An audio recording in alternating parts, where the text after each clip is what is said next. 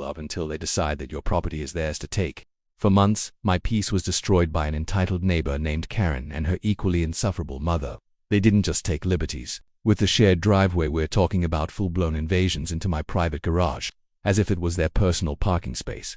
It started small. Once or twice, they'd slide their car in just for a minute. By that minute, turned into hours, then whole nights. Every time I confronted them, Karen would snap back with that trademark shrill voice. "We're on the HOA board. What are you going to do about it?" Her mother wasn't any better. She'd fold her arms, glare at me, and smirk like I was a child throwing a tantrum. I complained to the HOA, nothing. I called the tow company, and somehow the paperwork always got delayed. It was clear they were untouchable, or at least they thought they were.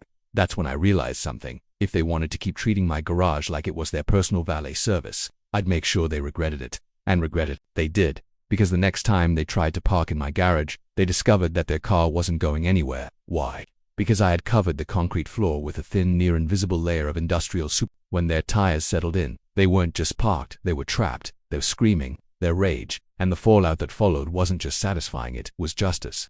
Sweet, sticky justice. When I first bought my house, the garage was one of the things I was most excited about. It wasn't just a place to store my car, it was a little slice of privacy, a safe zone where I could organize tools, set up a small workbench, and maybe even use the extra space for hobbies. I'd dreamed about it for months before moving in, thinking about how I'd finally have a spot to keep things neat instead of cluttering up a tiny apartment. For the first few weeks, it was perfect. Every time I pulled in, I felt that sense of pride that comes with owning something that's truly yours. I kept the concrete spotless, swept it every weekend, and even hung up some hooks for my bike and a few yard tools. It wasn't much, but it was mine then. Karen entered the picture. Karen was my next-door neighbor, and if there was ever a human embodiment of entitlement, it was her. She was loud, nosy, and always had this superior attitude, like the whole neighborhood should bend to her rules. She lived with her mother, who was just as overbearing. They were both active members of the HOA, something they never let anyone forget. You could barely take your trash out without Karen reminding you about some obscure rule. The board had voted on the first time I noticed Karen's car in my garage. I thought I was hallucinating. I pulled into the driveway after work, and then it was her beige sedan parked right where my car should be. The garage door was wide open, the headlights from my car spilling over her bumper. I actually stopped the engine and sat there for a moment, blinking, trying to figure out if I'd pulled into the wrong house. But no, it was my garage, my tools on the wall, my bike hanging neatly, my storage shelves lined with labeled bins, and her car. Confused, I walked up to her door and knocked. Karen answered with that smug little half smile she always wore. "Oh hey," she said casually, as if nothing was wrong. "Yeah, I had to run inside for a bit. My mom's car was in the driveway, so I just put mine in your garage. Hope that's not a problem." I was stunned into silence for a moment. She hadn't asked, she hadn't even left a note. She had just decided that my garage was hers to use. Actually, it is a problem," I managed to say, keeping my voice calm. "That's my space. I need you to move your car." She rolled her eyes like I was being dramatic. "Relax, I'll move it in a few minutes. It's not like you were using it." And then, without another word, she closed the door in my face. It took her nearly half an hour to finally move her car, and by the time I parked mine, my frustration had grown into something heavier. I told myself it was a one-time thing, that maybe she really was just in a rush. But something about the way she dismissed me lingered. I wish I'd trusted my instincts, because that was only the beginning. A week later it happened again. This time, it was Karen's mom. Her bulky SUV was parked right inside my garage, taking up nearly the entire space. When I knocked on the door, her mom opened it and looked at me like I was the intruder. "What do you want?" she snapped. "Your car," I said slowly, trying to stay polite. "It's in my garage. Can you please move it?" She crossed her arms and raised her eyebrows. "We didn't have room in our driveway. It's just for tonight. Just for tonight." Like that somehow made it okay. "No," I said firmly. "It's not okay. This is my property." Her lips curled into a smirk. "Oh, don't be so dramatic. We're on the HOA board. You know, you should be grateful we trust your garage with our cars." Grateful. That word rang in my ears long after she finally moved the SUV. Grateful that they were using my garage, as if they were doing me a favor by stealing space I paid for. I vented to a few of the other neighbors the next day, and they weren't surprised. Apparently, Karen and her mother had been pulling little stunts like this all over the neighborhood, borrowing lawn tools and never returning them, moving trash bins around to suit themselves, reserving visitor parking spots by standing in them until friends arrived. But none of the neighbors wanted to fight them because of their positions on the HOA. If you upset Karen or her mom, suddenly you'd find yourself getting notices about your grass being half an inch too long or your Christmas lights being not. It was clear they used their HOA power as a weapon, and no one dared stand up to them. I tried the official route first. At the next HOA meeting, I brought it up, keeping my voice steady. I need to address an issue. My neighbors have been parked in my garage without permission. It's happened more than once, and I want it to stop. Karen was sitting right there, her arms crossed, that smug smirk plastered across her face. Her mother sat beside her, looking equally defiant. The HOA president, a tired-looking man who always seemed eager to end meetings quickly, sighed. I'm sure it's just a misunderstanding. We'll remind everyone to respect each other's property. A misunderstanding, I repeated, my voice rising. They've done it multiple times. This isn't an accident. They're deliberately using my garage. Karen leaned forward, her voice sharp. You're making a big deal out of nothing. We live in a community. Sometimes we share. Maybe if you weren't so selfish, you'd understand that. The room fell silent. All the other homeowners looking down at their papers or fidgeting in their seats. No one wanted to get involved. In that moment, I realized I was on my own. That night, as I pulled into my garage and shut the door behind me, I sat there in the driver's seat for a long while, staring at the walls. I could smell the faint scent of Karen's mom's perfume lingering in the air from earlier, and it made my stomach turn. This wasn't just about parking anymore. It was about control, about boundaries, about respect, and Karen and her mother had none. I didn't know it yet, but their little stunt had just lit the spark that would eventually burn their arrogance to the ground. The second time Karen's mother parked in my garage, it wasn't even subtle. I came home from work one afternoon, expecting to pull straight in, but my garage door was already open. For a second I panicked. Had someone broken in? But when I pulled closer, I saw it. Her massive SUV sitting right there in my space like a trophy. Its oversized tires swallowing the clean concrete I'd worked so hard to keep spotless. I slammed my brakes and just sat there, gripping the steering wheel. My pulse raced with anger. Not only had she done it again, but she had left my garage door wide open for hours, leaving everything inside exposed: my bike, my tools, all of it for anyone to take. I marched straight to Karen's front door and hammered on it. Her mother answered, holding a mug of tea like she didn't have a care in the world. You need to move your car, I snapped. She didn't even flinch. Instead, she sipped her tea slowly, then leaned against the doorframe. Calm down. I'll move it when I'm ready. No, I said, louder this time. You're moving it now. This is trespassing. Her eyes narrowed. Big words, but you know what? I don't think you understand how this neighborhood works. Karen and I are on the HOA board. If you're going to live here, you need to get used to being flexible. Flexible. I laughed bitterly. You mean letting you use my property whenever you feel like it? She smirked. Exactly. And you should be grateful. Most people would kill for our approval around here. Having us as neighbors, that's a privilege. I wanted to scream, but something in her tone stopped me. It wasn't just arrogance, it was confidence. The kind that comes from knowing you hold all the cards. And right then I realized she wasn't bluffing. If I pushed too hard, they'd use the HOA to bury me in violations until I couldn't breathe. She finally moved the SUV, but she did it with exaggerated slowness, inching it out as if daring me to stop her. As I parked my car, I caught her watching me, that smug little smile still playing on her lips. That night, I couldn't sleep. I kept replaying the conversation in my head, imagining what would happen if I called the police. Would they even care? Could they do anything without evidence of trespassing? And even if they did, how much trouble would the HOA cause me afterward? The next morning, I found a bright orange slip taped to my front door. HOA violation notice. My crime. Garage door left open overnight. I almost laughed out loud. I hadn't left it open. Karen's mom had, but of course, the notice was on my door, not theirs. They had turned my frustration into ammunition. Over the next few weeks, the harassment escalated. Twice I found my trash bins dragged to the curb on the wrong day, only to get a violation for early placement. Once, I came home to find Karen, herself standing in my driveway, holding a clipboard, taking measurements of my front lawn. When I asked what she was doing, she waved me off. Your grass is getting close to the limit. Just making sure we're keeping everything compliant. It wasn't just about the garage anymore. They were waging war. I tried talking to the HOA president again, but it was pointless. He shrugged and mumbled something about how Karen and her mom were very involved in just trying to maintain standards. Translation: he didn't want to get on their bad side either. Meanwhile, my garage became a constant battlefield. I'd come home to find Karen's car half inside it, or her mother's SUV parked across my driveway, blocking me in. Every time I confronted them, they brushed me off with lines like, "We're just borrowing space," or "It's only temporary." One night, after a particularly long day at work, I pulled into the driveway only to see both of their vehicles jammed into my garage. My car barely fit in the driveway because they had taken everything. Furious, I stormed up to the door and pounded on it, until Karen answered. She looked at me like I was an annoying salesman. "What now?" she asked. "What now?" I snapped. "Both your cars are in my garage. Move them now." Karen shrugged. "My mom was tired and it was easier this way. We'll move them tomorrow." "No," I said, my voice shaking. You'll move them now. This is the last time. Her smirk widened. Or what, you'll call the police? Good luck with that. We'll just explain that we had permission. Who do you think they'll believe?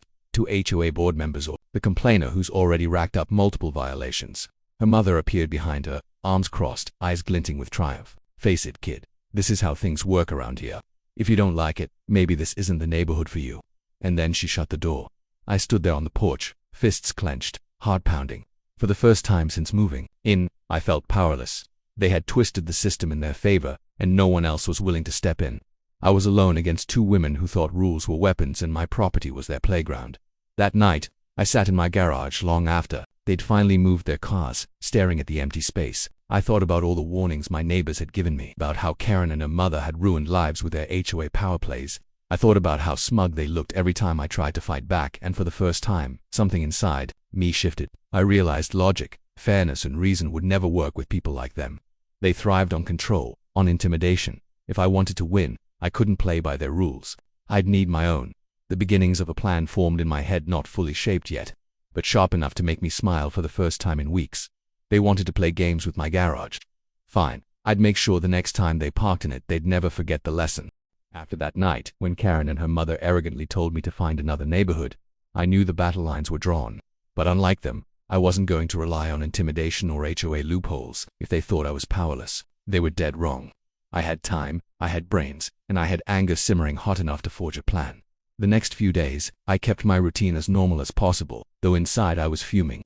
Every time I saw Karen's smug little wave across the driveway or her mom glaring from the porch with that self-satisfied smirk, it fueled me. But instead of snapping, I forced myself to smile politely, nod, and walk inside. Let them think I'd given up. Let them think I'd been beaten. Meanwhile, I started researching. At first it was practical stuff, laws about trespassing, rules about property rights, even state codes on homeowner associations. The more I read, the more I realized they'd twisted the system in their favor so well that legal action would take months, maybe years, and even then they'd probably spin it back on me with counterclaims, violations, or harassment accusations. They had money, connections, and time. I couldn't beat them in a courtroom, but I could beat them in my garage. One evening, I stumbled across a home improvement forum where people shared solutions to keep pests human or otherwise off their property. Most were simple, like motion sensor lights or sprinklers. But then one post caught my eye. A guy had written about stopping people from using his driveway without permission. He'd spread a thin layer of adhesive on a board, set it under the tires, and laughed as his unwanted guest discovered their car wouldn't budge. That was the spark. I went down a rabbit hole. Researching adhesives, glue, resin, epoxy, you name it. I looked it up. Most weren't strong enough, or they left obvious residue, but then I found it. Industrial-grade superglue, the kind used in factories to bond rubber to concrete. It dried clear. It was nearly invisible, and once it set, it held with the force of steel. Removing it required heavy solvents, and even then, it usually destroyed the surface it clung to. I ordered several bottles online, along with a pair of heavy-duty gloves and a cheap set of coveralls. When the package arrived, I felt a rush of adrenaline, as though I was holding the key to their downfall. But I didn't act right away. Timing was everything. If I laid the trap too soon, they might notice.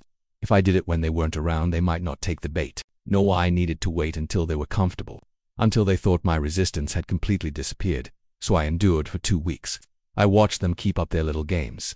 Sometimes they'd park in my garage for an hour or two, sometimes overnight. Sometimes they'd block my driveway entirely, forcing me to park down the street until they felt like moving. Every time, I kept my cool. Every time, I smiled tightly and said nothing. My silence made them bolder. One Saturday morning, I found Karen hosting a garage sale using my driveway. Tables of old junk were spread out, customers wandering around as if it was perfectly normal. When I asked what she thought she was doing, she rolled her eyes and said, "Relax, it's just for today. My driveway's too shaded, too shaded." That was her excuse for taking over my property. I clenched my fists and walked away, but inside, I was laughing. She had no idea that every arrogant move was bringing her closer to the moment she'd never forget. Finally, the right opportunity came. It was a Friday night, and I noticed Karen and her mother hosting a small get-together. Cars lined the street, and I could already tell they'd be short on parking space.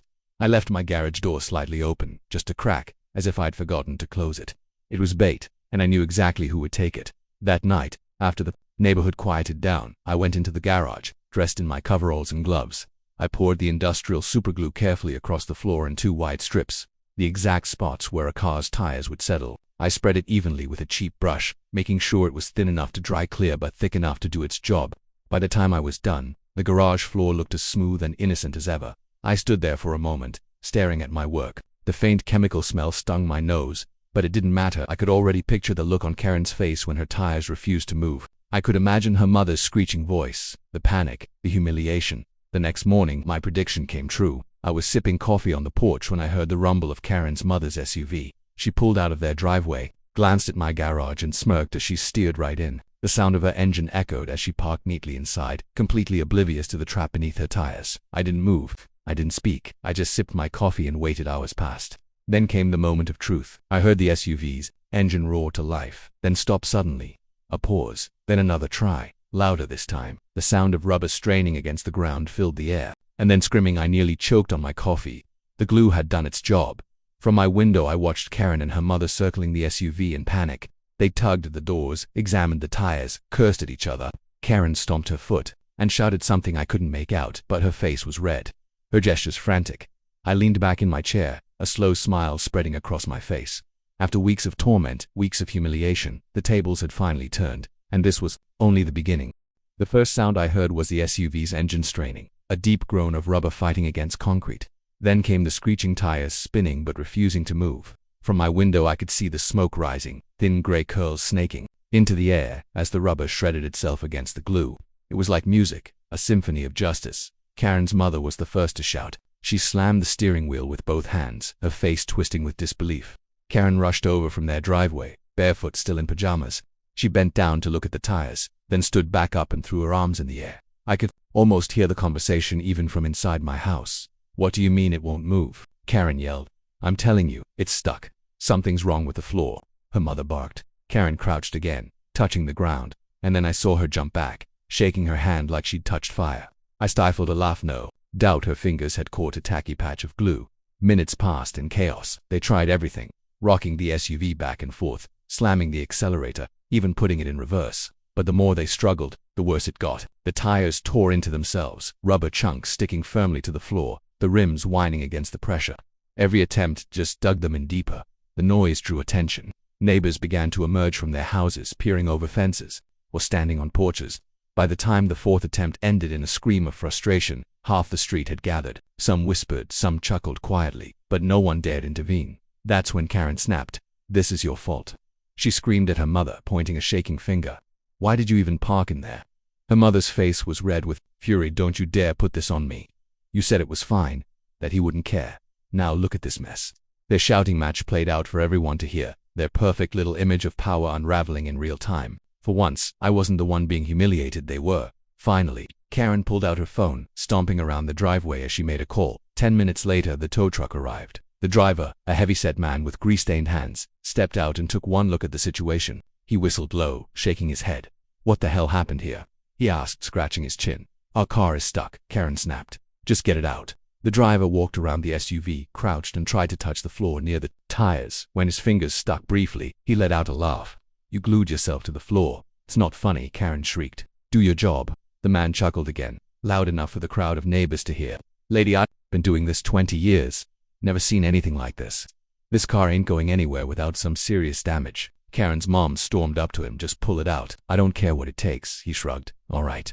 But don't say I didn't warn you." What followed was pure chaos. The tow truck roared to life, chains clanking as he hooked the SUV slowly. He tried to drag it forward. The sound was horrifying, metal shrieking, rubber tearing, glue snapping in sticky chunks. The SUV lurched violently, then stopped dead. The driver muttered a curse, got back out, and inspected the mess. "You're not getting this off without new tires and maybe a new undercarriage," he said flatly. "Hell, you might take half the garage floor with you." Karen turned bright red, looking around at the neighbors, who were now openly laughing. Her mother shouted, "Just keep pulling." The driver shrugged and tried again, this time with more force. The SUV screamed in protest. Finally, with a gut-wrenching crack, one of the back tires ripped free, shredded completely, strips of rubber flapping uselessly. The SUV tilted awkwardly, the rim grinding sparks against the concrete. The crowd gasped, then burst into laughter. "Stop," Karen screamed, waving her arms. "You're ruining it." "It was already ruined," the driver said, unhooking the chains. "Lady, this thing's not driving anywhere. You'll need a flatbed to haul it out. And good luck fixing those tires." Karen's mother looked like she might faint. She clutched her chest, eyes darting around at the neighbors watching. For the first time since I'd known her, she looked powerless. The tow driver packed up and left, shaking his head. The SUV sat there, crippled, tires shredded and rims bent. Karen and her mother screamed at each other some more before slamming their door shut, leaving the vehicle abandoned in my garage. I sat back inside, savoring every second. Justice had finally landed, not through meetings or warnings, but through their own arrogance. They had walked straight into the trap and humiliated themselves in front of the entire neighborhood the next day. The fallout began. The HOA president showed up at their door, looking flustered and annoyed. From what I overheard, he wasn't happy about the embarrassment their stunt had caused. "You've made us all look ridiculous," he muttered as he stormed off. Neighbors, who once stayed silent out of fear, suddenly found their voices. Whispers turned into stories about stolen parking spots, missing tools, intimidation tactics. People laughed about the SUV glued to my floor, sharing the story like it was neighborhood folklore. For the first time, Karen and her mother weren't feared, they were mocked. That evening I stood in my garage staring at the wreck still stuck there. A few ruined strips of tire clung stubbornly to the floor, black against the concrete, and I smiled. For months, they'd made me feel powerless. Now, every time they looked at that ruined SUV, they'd remember what happens when you push someone too far. And the best part, I hadn't lifted a finger against them directly. They'd done it to themselves, but I wasn't finished not yet. The SUV sat in my garage for 3 whole days like a monument to arrogance. Every time I walked past it, the shredded tires, bent rims, and sticky black streaks on the floor made me grin. It wasn't just a car stuck in glue, it was a symbol that Karen and her mother weren't invincible anymore.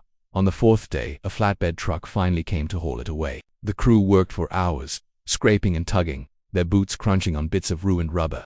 By the time the SUV was winched onto the truck, its undercarriage was scarred, 2 tires destroyed, and the garage floor bore permanent reminders of the struggle. I didn't care about the mess. Every mark was a victory lap, but the bigger fallout wasn't in my garage, it was in the neighborhood. Word of what happened spread like wildfire. At first I thought people would avoid mentioning it, the way neighbors usually dodge conflict.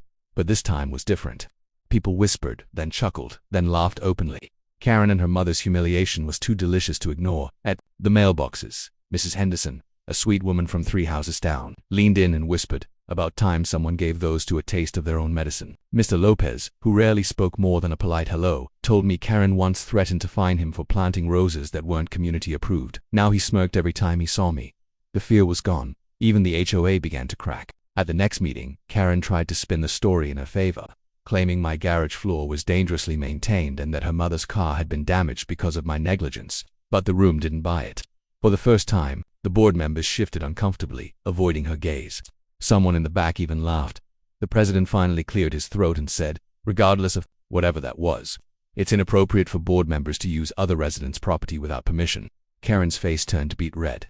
Her mother hissed something under her breath, but the room had turned cold. They weren't the powerhouses anymore. They were a punchline. And the best part, no one blamed me, because technically, I hadn't done anything. I never touched their car. They were the ones who parked in my garage. They were the ones who decided the rules didn't apply to them. After the meeting, several neighbors approached me quietly, offering nods of support. One even said, "You know, I wish I'd had the guts to do something sooner." That hit me hard. For months, I'd felt isolated, like I was the only one suffering under their rule. But now I realized the whole neighborhood had been held hostage by their entitlement. My revenge had freed more than just MIT, had freed all of us. Over the next few weeks, Karen and her mother grew quieter. They still glared whenever they saw me, but the fire was gone. The SUV was repaired eventually, though it never looked the same. I'd catch glimpses of its mismatched tires and scratched paint, a permanent reminder of their downfall. The HOA board quietly voted to reduce their influence. Karen lost her role as secretary, her mother was pushed out of her committee, and suddenly, their notices and fines stopped arriving in people's mailboxes.